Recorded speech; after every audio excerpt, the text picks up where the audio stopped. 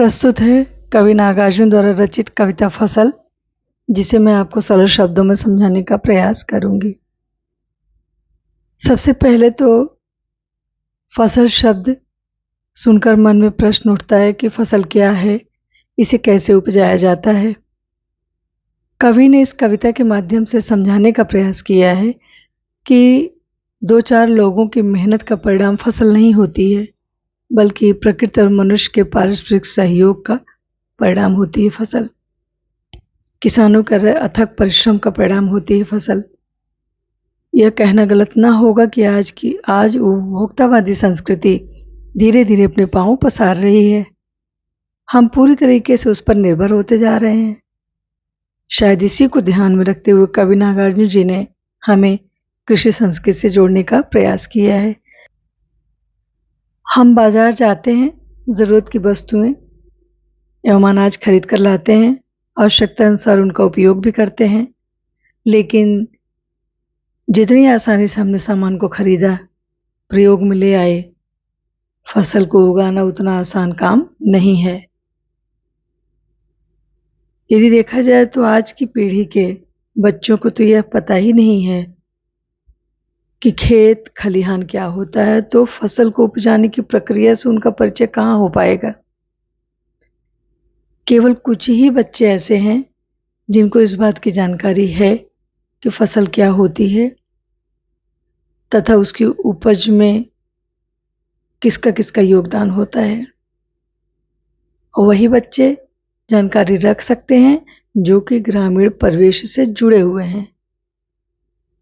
यह कविता हमें उपभोक्तावाद से कहीं ज्यादा कृषि संस्कृति से जोड़ती है। इस कविता के रचयिता नागार्जुन जी हैं, जो कि छायावादोत्तर युग के कवि हैं। इस कविता में कवि ने खड़ी बोली के साथ तत्सम तद्भवयुक्त शब्दावली का प्रयोग किया है। कवि ने प्रश्नात्मक शैली का प्रयोग करते हुए अपनी बात पर ज्यादा बल देने के लिए एक ही पंक्तियों को बार बार दोहराया है, जिससे कविता को और अधिक प्रभावशाली बना सके। भारत एक कृषि प्रधान देश है, इसलिए कवि ने अपने विचार जमीनी तथ्यों के साथ प्रस्तुत किया है, जिससे यह सिद्ध होता है कि प्रकृति के विभिन्न उपादान फसल की वृद्धि में समान भूमिका निभाते हैं। कवि का प्रयास है कि हमें और आपको कृषि समाज से जोड़ सकें। इस कविता के माध्यम से कविता की पंक्तियां इस प्रकार हैं। एक के नहीं, दो के नहीं, ढेर सारी नदियों के पानी का जादू है फसल।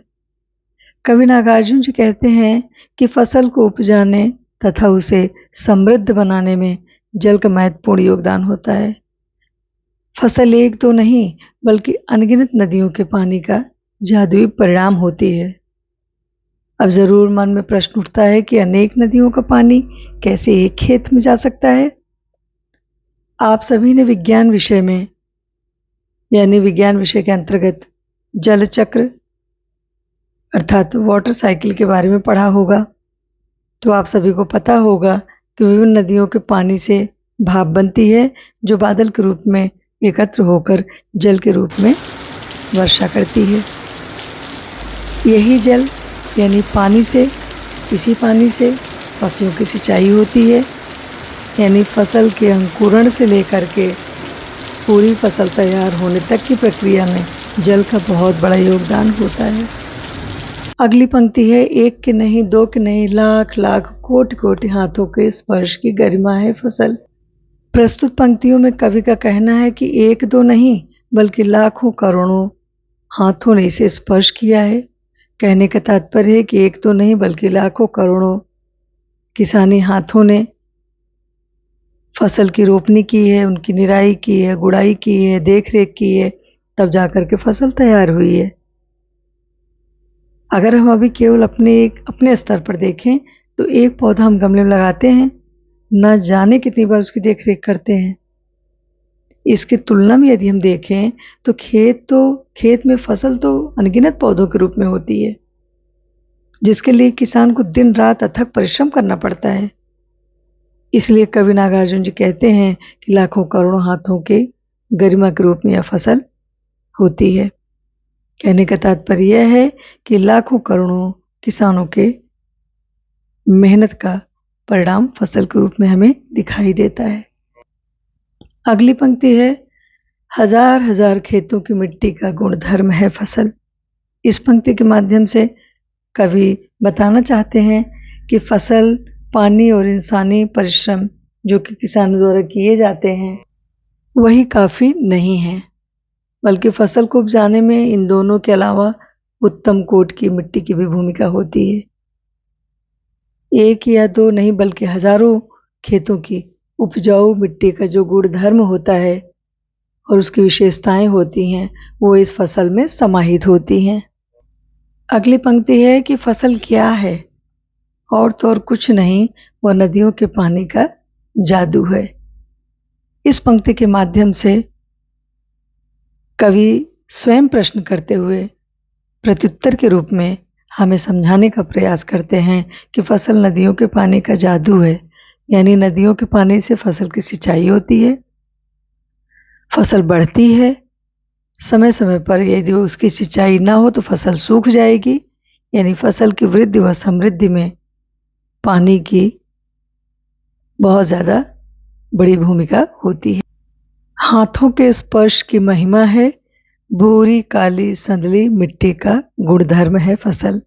इस पंक्ति के माध्यम से कवि कहना चाहते हैं, किसान द्वारा बीज बोया जाता है, तत्पश्चात उसमें अंकुरण होने से लेकर के फसल तैयार होने तक की पूरी प्रक्रिया के बीच किसान फसल की उसी प्रकार देखरेख करता है जिस प्रकार एक माँ अपने बच्चे का ख्याल रखती है। कहने का तात्पर्य यह है कि फसल किसान के अथक परिश्रम व आत्मिक लगाव का परिणाम होती है। शायद इसीलिए किसान को अन्नदाता की संज्ञा दी जाती है। अगली पंक्ति है कि भूरी काली संदली मिट्टी का गुणधर्म है। इन पंक्तियों से पता चलता है कि मिट्टी से पौधों को पोषण मिलता है। कई ऐसे पोषक तत्व मिट्टी में पाए जाते हैं जो पौधों की बढ़त के लिए वरदान होते हैं, यानी फसल के पोषक तत्व मिट्टी से ही उसे प्राप्त होते हैं। रूपांतर है सूरज की किरणों का, सिमटा हुआ संकोच है हवा की थिरकन का। पानी, कवि कहते हैं कि पानी और मिट्टी के साथ साथ सूरज की किरणों की भी बहुत बड़ी भूमिका होती है पौधों की बढ़त व उनकी मजबूती में। हम सभी ने विज्ञान विषय में पढ़ा कि पानी, मिट्टी, हवा और सूरज की किरणों के मेल से प्रकाश संश्लेषण की क्रिया होती है। प्रकाश संश्लेषण यानी फोटोसिंथेसिस की क्रिया में इन चार चीज़ों की अहम भूमिका होती है, तभी पौधों को भोजन मिलता है। यानी पानी और मिट्टी की भांति सूरज की किरणों का भी बहुत बड़ा योगदान होता है फसल की उपज में। अगली पंक्ति है, सिमटा हुआ संकोच है हवा की थिरकन का। कवि कहते हैं कि हवा से मिलने वाली प्राणवायु यानी ऑक्सीजन जितनी मनुष्य के लिए जरूरी है उतनी ही पौधों के लिए भी जरूरी है। कवि कहते हैं कि प्रकृति के विभिन्न जीवनदायी तत्व पौधों के पनपने तथा उसकी वृद्धि में सहयोग करते हैं, और जिस प्रकार हवा के स्पर्श से व्यक्ति में शक्ति व स्फूर्ति आ जाती है, उसी प्रकार हवा का स्पर्श पाकर फसल प्रसन्नता से थिरक उठती है। इस कविता का भाव यह है कि फसल प्रकृति व मनुष्य के सामूहिक वाथक परिश्रम का परिणाम होती है। दोनों आपसी सहयोग से ही, मनुष्य और प्रकृति दोनों के आपसी सहयोग से ही फसल की कल्पना की जा सकती है। आशा है आपको पाठ समझ में आ गया होगा। धन्यवाद।